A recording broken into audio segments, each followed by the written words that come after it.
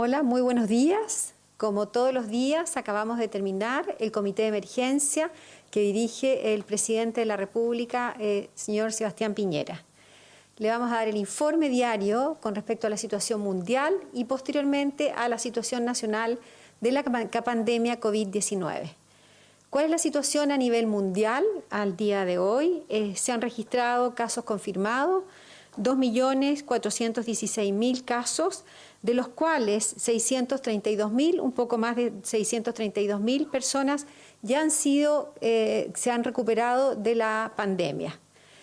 A nivel mundial, los países que han registrado mayor número de casos, primero está los Estados Unidos, con más de 750.000, después viene España, con algo más de 200.000, y en tercer lugar está Italia, con 178.000.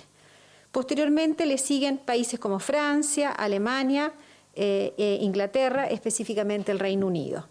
¿Cuál es la situación dentro de nuestro continente al día de hoy? Dentro de los países que registran casos confirmados y fallecidos, en primer lugar está Brasil, que registra a 2.462 personas fallecidas, México, 686 fallecidos, en tercer lugar está Ecuador con 474 fallecidos y en cuarto lugar está Perú con 400 fallecidos. ¿Cuál es la situación que registramos hoy día en nuestro país? Antes de partir dando la información de los números, quiero contarles cómo ha ido evolucionando la pandemia de nuestro país. Si nosotros analizamos uno de los valores que es muy importante para tomar decisiones es el RO. ¿Qué significa el RE? ¿Qué significa cuánto es la tasa de contagio? Es decir, una persona, ¿cuántas personas puede contagiar?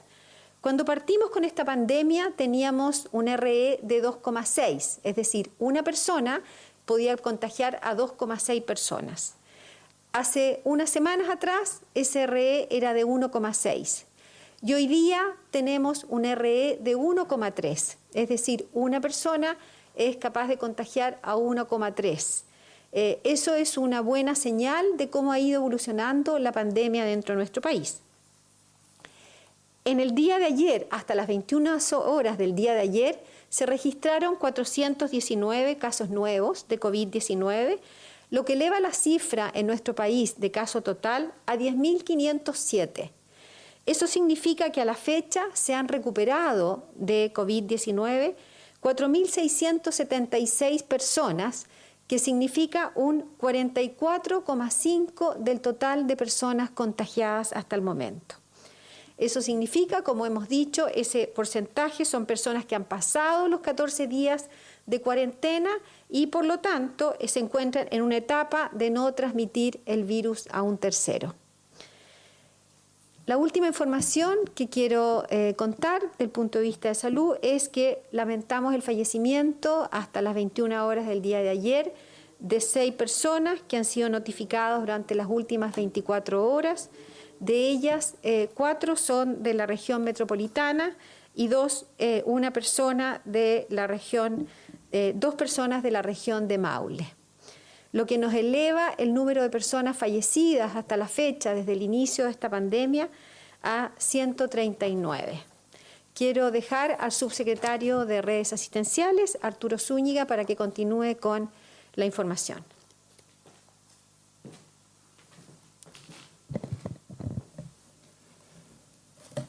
Muy buenos días. Primero quisiera partir con un agradecimiento a los trabajadores de la salud. No pude realizarlo el día sábado ni el día domingo por no estar aquí dando cuenta de nuestro reporte diario, así que en este día he decidido hacer en primer lugar para dar cuenta de lo importante y crucial del trabajo que están realizando todos nuestros trabajadores de la salud para enfrentar de buena forma esta pandemia. Al mismo tiempo quiero también agradecer a personas como señora Miriam de Concepción, que durante el fin de semana nos dieron un claro ejemplo acerca de la humanidad y su generosidad al confeccionar y entregar gratuitamente estas mascarillas a los ciudadanos para obviamente evitar los contagios. Tal como ella, hay bastantes más personas que nos están ayudando, así como también funcionarios de la salud que están elaborando sus propios elementos de protección personal, y es a ellos, obviamente, a quienes se les agradece, tal como se hizo durante el fin de semana. En cuanto a la cantidad de pacientes que el día de hoy tenemos hospitalizados, tenemos 377 pacientes que se encuentran en las unidades de cuidado intensivo y un poco más de 1000 en hospitalización independiente de la cama. De estas 377 personas que se encuentran hospitalizadas en unidades de cuidado intensivo, 296 se encuentran con ventilación mecánica. Como ustedes recordarán, ya llevamos varios días en torno a las 380 personas que se encuentran hospitalizadas en unidades de cuidado intensivo, y esto concuerda obviamente con la cantidad de contagios que se ha estabilizado del orden de 400, 450 casos durante los últimos días. En cuanto a la cantidad de personas que se encuentran en estado crítico, son 92 personas.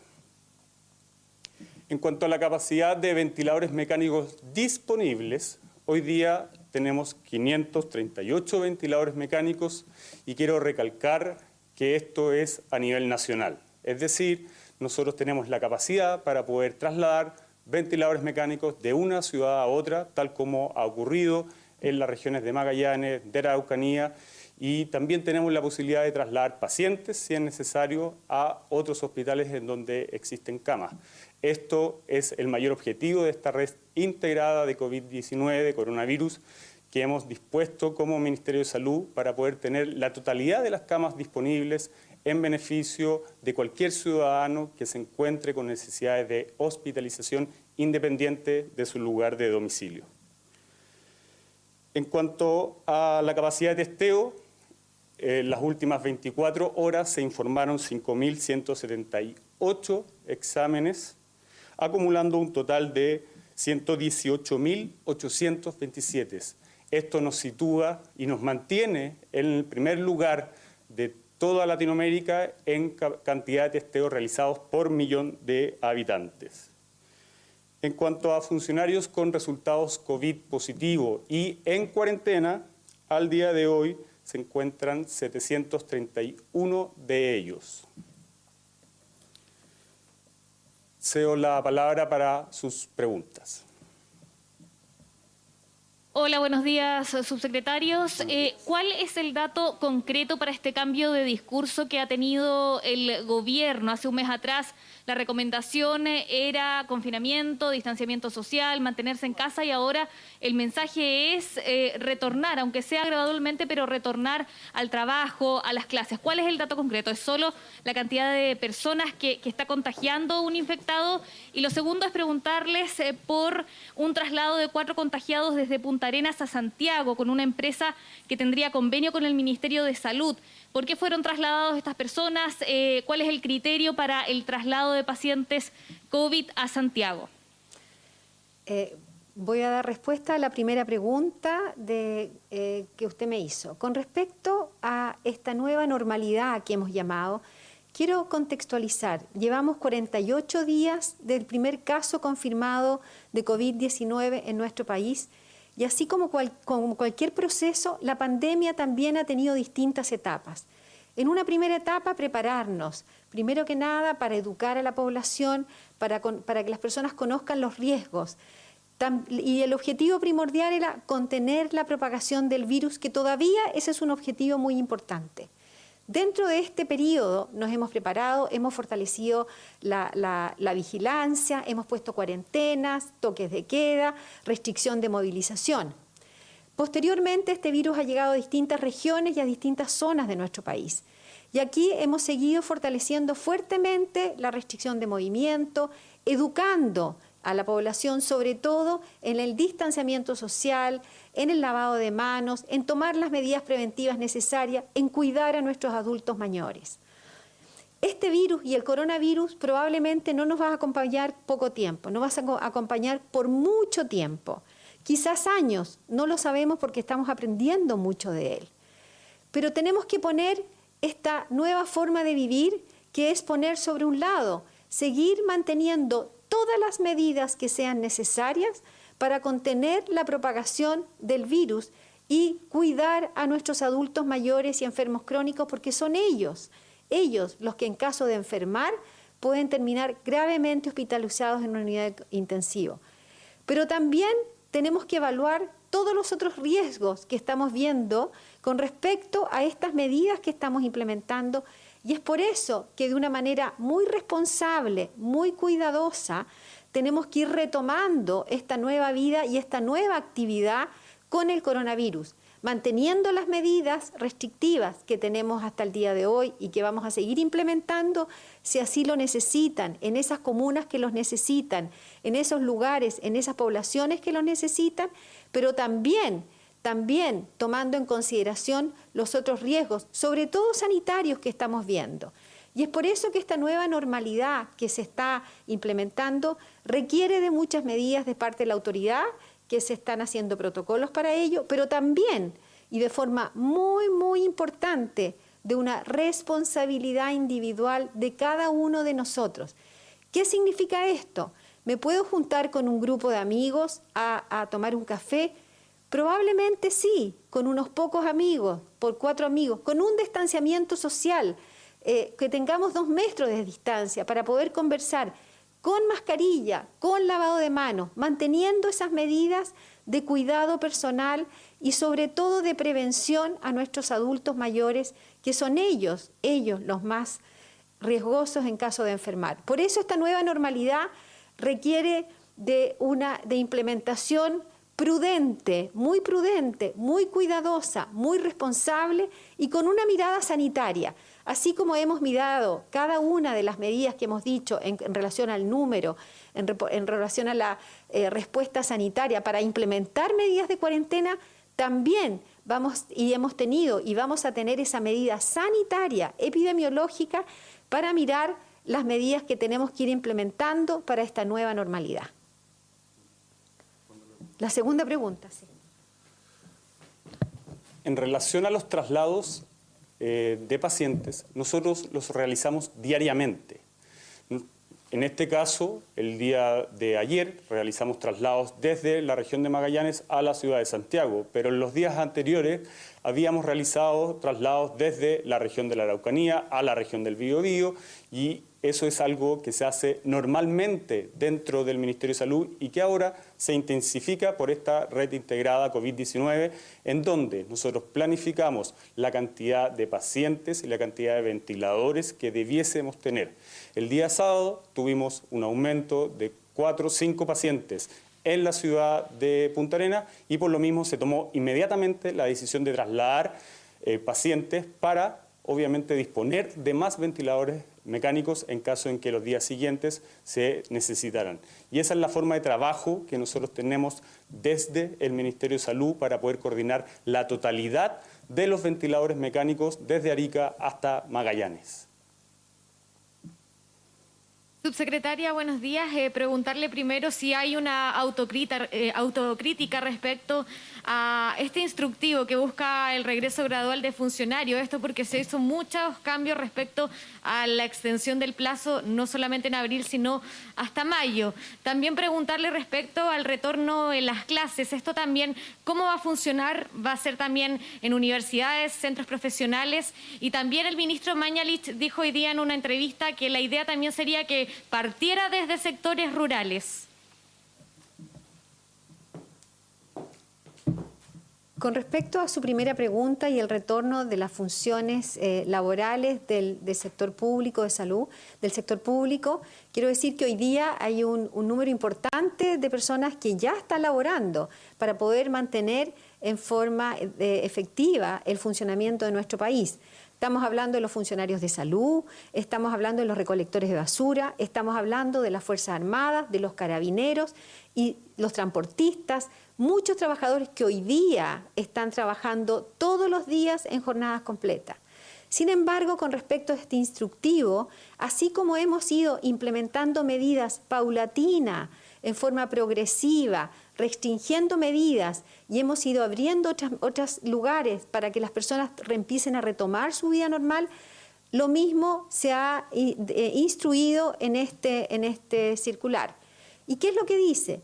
que aquellas personas que cumplen funciones esenciales, como cuáles son, por ejemplo, tenemos en el Ministerio de Justicia probablemente todas aquellas personas que necesitan una pensión en los tribunales, una pensión de alimentación. Esas pensiones de alimentación no pueden esperar.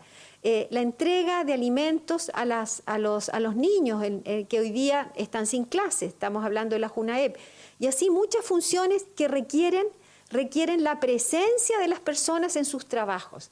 Y nosotros como Estado tenemos que responder a las personas, tenemos que responder a esas necesidades que hoy día tienen más que nunca las personas porque están en sus casas y probablemente muchas de ellas no pueden salir. ¿Y cuál es este instructivo que dice? En forma paulatina, en forma progresiva, aquellos trabajos que son esenciales para darle respuesta a las personas que hoy día están en su casa y nos están escuchando, tienen que ir de a poco volviendo a trabajar. Siempre, siempre resguardando a aquellos trabajadores que tienen más riesgo. Hemos dicho enfermos crónicos, hemos dicho adultos mayores, hemos dicho embarazadas.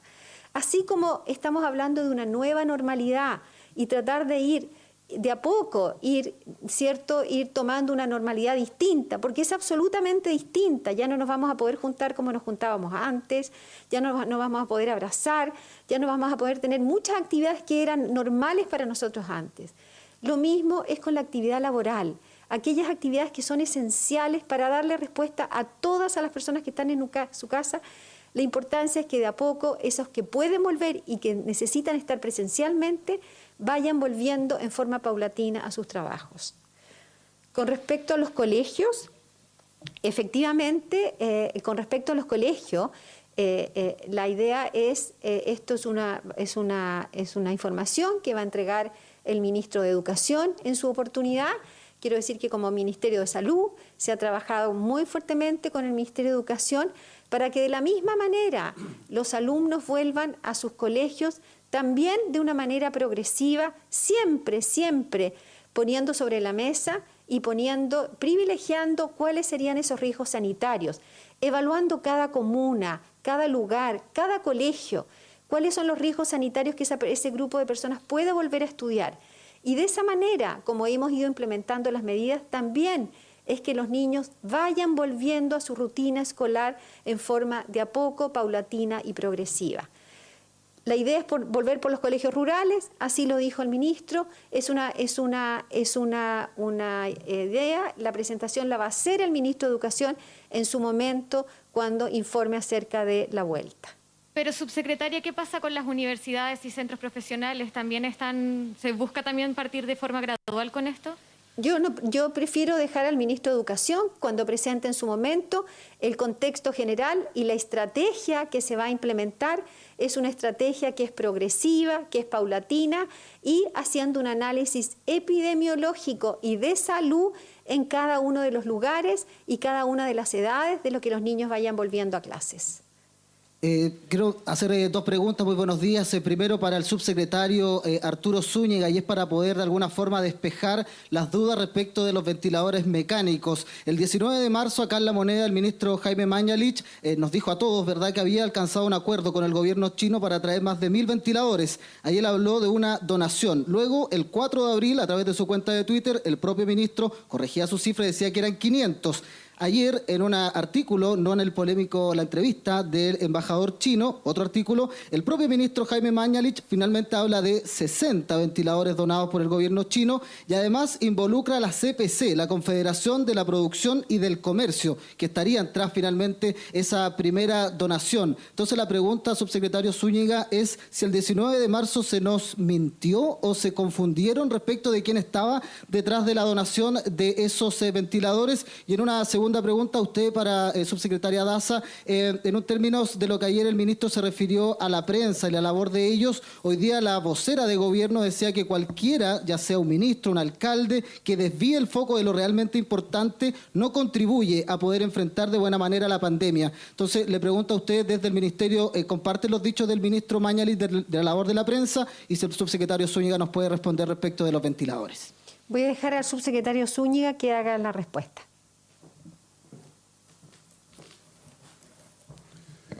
Voy a intentar clarificar, obviamente manteniendo bajo reserva toda información que sea estratégica para nosotros en el sentido de conseguir una mayor cantidad de ventiladores que lleguen a nuestro país.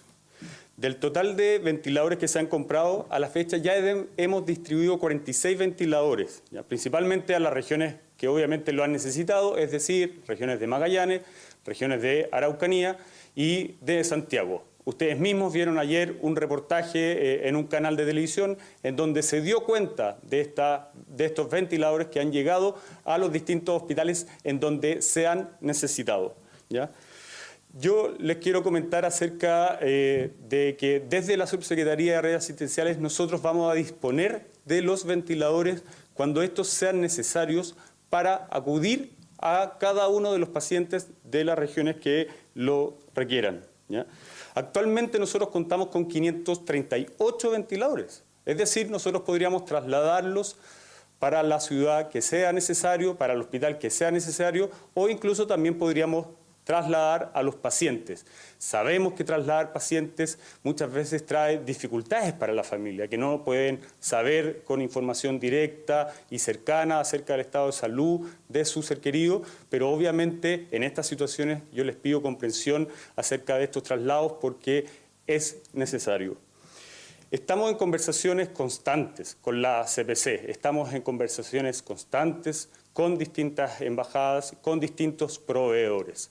Más detalle acerca de esto no vamos a entregar. Lo que sí, obviamente, es que además de todas estas acciones para poder traer ventiladores al país, nosotros estamos realizando a través del Ministerio de Ciencias dos tipos de innovaciones, que son los prototipos acerca de ventiladores mecánicos que se puedan desarrollar en el país y también acerca de una válvula que sirve para poder distribuir las distintas cantidades de oxígeno y de presión de oxígeno de acuerdo a la gravedad de los pacientes desde un solo ventilador. Esos trabajos, en la medida en que vayan teniendo sus frutos, se van a ir informando ya sea desde el Ministerio de Salud o desde el Ministerio de las Ciencias. Pero, subsecretario, pero hubo una inconsistencia cuando se hablaba primero que la donación venía del gobierno chino y finalmente nos enteramos que era de la CPC. Voy a ser bien claro en esto, lo hemos dicho en oportunidades anteriores, no me voy a referir acerca de la forma, el lugar, el proveedor, el financiamiento de cada una de estas acciones que estamos realizando. Secretarios, buenos días. Solicitarle 3 preguntas puntuales, sé que son varias, pero tenemos pocos espacios. La primera es el carnet COVID. Hoy se supone que se iba a empezar a entregar, si es que esto se va a empezar a realizar efectivamente hoy. ¿Dónde, cómo y quiénes serían los primeros en recibirlo? La segunda, las clínicas privadas, hay algunas que se están acogiendo a la Ley de Protección del Empleo para todas las prestaciones que no son coronavirus.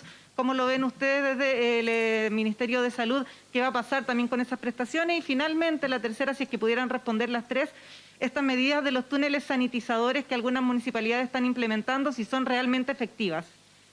En relación a la pregunta 1 y 3, voy a dejar con usted a la subsecretaria Paula Daza. En relación a la pregunta acerca de las clínicas, nosotros obviamente preveímos que existía una probabilidad de que esto ocurriera, es decir, que clínicas, al igual que otro tipo de empresas, se acogieran o tuviesen problemas de acuerdo a la situación económica del país. Y es por eso que tomamos una decisión ya con bastantes semanas de anticipación, que es la resolución que permite a la Subsecretaría de Redes Asistenciales tomar el control de las camas para poder enfrentar de buena forma esta pandemia. Y el mejor ejemplo de que esto tiene efectos positivos es lo que ocurrió durante la semana pasada en la ciudad de Concepción, específicamente en una clínica en donde hubo un brote importante y en una situación normal eso hubiese implicado cerrar esa unidad de pacientes intensivos. ¿Qué es lo que ocurrió? El Servicio de Salud de Concepción interviene en la clínica, nombra a una persona encargada de infecciones intrahospitalarias y ¿qué es lo que logra? Mantener la cantidad de camas disponibles para la ciudadanía. Y eso es lo importante, que todas las camas del país estén dispuestas para cada uno de los ciudadanos de nuestro país que lo requieren.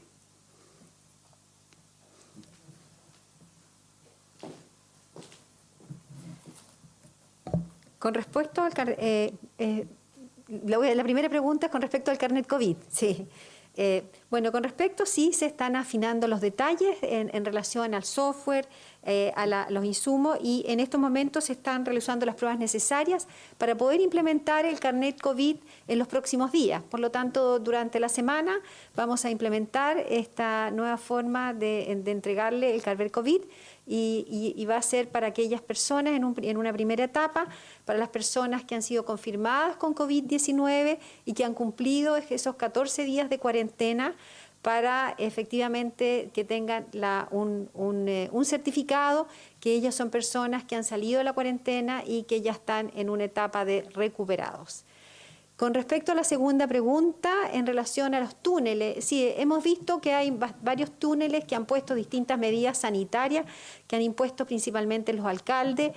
No hay estudios científicos que demuestren su efectividad en esta situación como para prevenir el contagio. Sabemos que el contagio principalmente es de persona a persona por la transmisión de las gotas que emite una persona cuando tiene cuadro respiratorio, pero principalmente es un contagio de persona a persona. Sin embargo, lo importante, y aquí los Ceremis de Salud van a hacer una fiscalización, que estos túneles no tengan componentes que puedan ser tóxicos para las personas. Y eso es un tema que es relevante, no solamente que tenga una medida efectiva, no hay estudios científicos que lo demuestren, pero también es importante que la certificación y aquellos insumos, aquellas sustancias que están ocupando estos túneles no vayan a ser tóxicos para las personas. Muchas gracias por sus preguntas. Esperamos haber dado información, queremos que las personas entiendan que estamos en una nueva etapa, que seguimos avanzando, vamos con 48 días en nuestro país. Esta nueva forma de vivir nos va a acompañar por mucho tiempo, porque sabemos que el coronavirus está con nosotros. Sin embargo, también es importante que las personas tengan esas relaciones que necesitamos, sobre todo para la salud. Por lo tanto, es un desafío grande que tenemos como personas, pero también como país. Muchas gracias.